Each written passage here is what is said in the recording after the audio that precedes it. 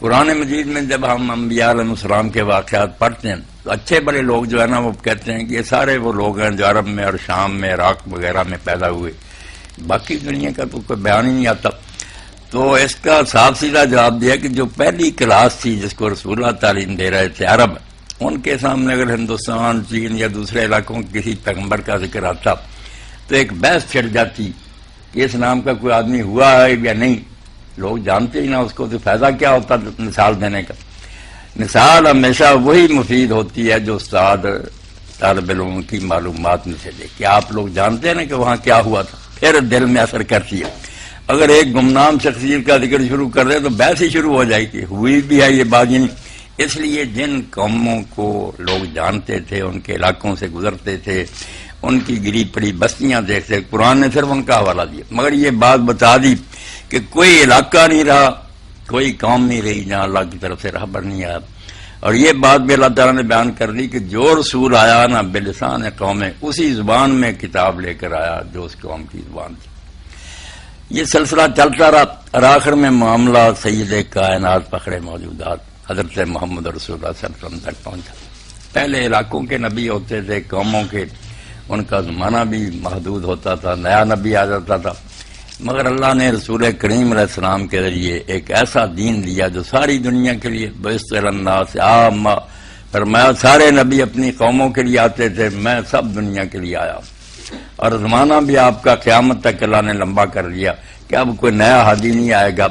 اب سے لے کر قیامت تک حضور نے اس طرح دو انگلیاں ملا کر کہا کہ جس طرح ان میں کوئی درمیان میں کوئی شے نہیں، میں اور قیامت اس طرح، اب میرے اور قیامت کے درمیان کوئی نیا رہبر نہیں ہوگا، میرا ہی دین قیامت تک چلے گا۔ اور باقی ساری جو شریعتیں تھیں، ملتیں تھیں، ان کو اللہ نے منسوخ کر دیا کہ اب کوئی عیسیٰ علیہ السلام یا حضرت موسیٰ علیہ السلام کی شریعت پر چلے، حالانکہ وہ سچے نبی تھے، نجات نہیں پا سکتا۔ اب صرف ان لوگوں کے لیے نجات ہے جنہیں پتہ چل گیا کہ محمد مصطفیٰ صلی اللہ علیہ وسلم آ گئے، آپ کی پیروی کی، پھر وہ جنت میں جائیں گے۔ اللہ کے رسول علیہ السلام نے قسم اٹھا کر فرمایا کہ اس اللہ کی قسم ہے جس کے ہاتھ میں میری جان ہے، باقی امتیں تو چھوڑو، یہ بالکل قریب کے نبیوں کی امت ہے۔ کسی یہودی اور نصرانی نے میرے بارے میں سن لیا اور اسے پتہ چل گیا کہ میں دنیا میں آ گیا ہوں، پھر ایمان نہ لایا، وہ جنت میں کبھی داخل نہیں ہو۔ تو نبی علیہ الصلوۃ والسلام اپنا کام کر کے چلے گئے، پورا دین امت کے حوالے کر دیا، وہ امانت ہمارے سپرد کر دی۔ اب امت کی ذمہ داری ٹھہری کہ قیامت تک جو لوگ آئیں گے وہ یہ تو نہیں کہ ہدایت کے محتاج نہیں، جس طرح پہلے لوگوں کو ضرورت تھی کہ کوئی رہبر آئے، اسی طرح اب بھی لوگ محتاج ہیں کوئی انہیں دین بتائے۔ تو جب نبی بند ہو گئے تو آنے والی نسلوں کے لیے ہدایت کا کیا انتظام ہے پھر؟ تو اللہ تعالیٰ نے فرمایا کنتم خیر امۃ، اب تم سب سے بہتر امت ہو، اخرجت للناس، جیسے نبی پیدا کیے جاتے تھے نبیوں کے بجائے اب اللہ نے تمہیں کھڑا کر دیا، تم نے لوگوں کو اچھائی کا حکم دینا اور برائی سے روکنا۔ میری اور آپ کی ذمہ داری ٹھہری کہ قیامت تک کلمہ کو خود بھی اس ہدایت پر چلیں، اور جو لوگ بے خبر اور ناواقف ہیں دوسری امتیں، ان تک بھی اس دین کو پہنچائیں۔ اسی فریضے کو تبلیغ کہتے ہیں کہ اللہ کا دین انہیں پہنچایا جائے۔ اور یہ اتنا نازک مرحلہ کہ جب عدالت ہوگی نا اللہ تعالیٰ کی، پہلے ہم کٹہرے میں کھڑے ہوں گے، ہمارا بیان ہوگا اللہ کے رسولوں کے ساتھ اس امت کا کہ تم نے باقی امتوں تک اپنے علم اور عمل سے دین پہنچایا۔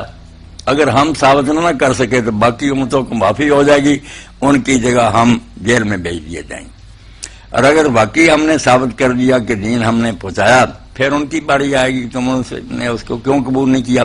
یہ بعد کا مرحلہ، پہلے اس امت کا ہی نہ حساب ہوگا۔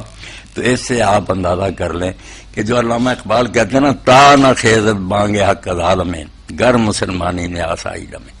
جب تک پوری دنیا میں اسلام کا آوازہ بلند نہیں ہوتا، اگر تم مسلمان ہو تو تم ایک گھڑی کے لیے آرام نہیں کر سکتے، تمہیں چھٹی نہیں، تم ایک ایسی فوج اور پولیس ہو جن کی ذمہ داری ہے کہ وہ اللہ کے اس دین کو دنیا میں نافذ کرے، لوگوں تک پہنچائے۔